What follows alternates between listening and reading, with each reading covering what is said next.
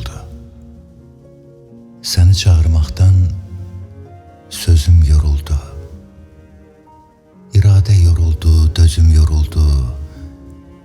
Ey mənim inadım, sen yorulmadın. Yerlere, göylere saldın ses, seda. Uca zirveleri getirdin ya da.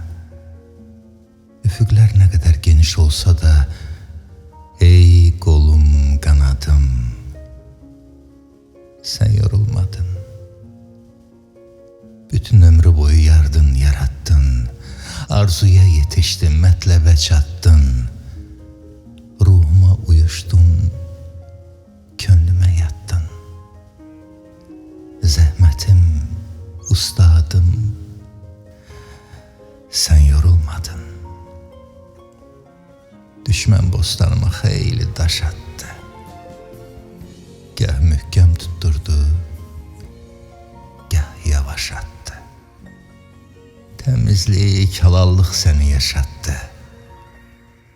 Məğrur istedadım, sen yorulmadın.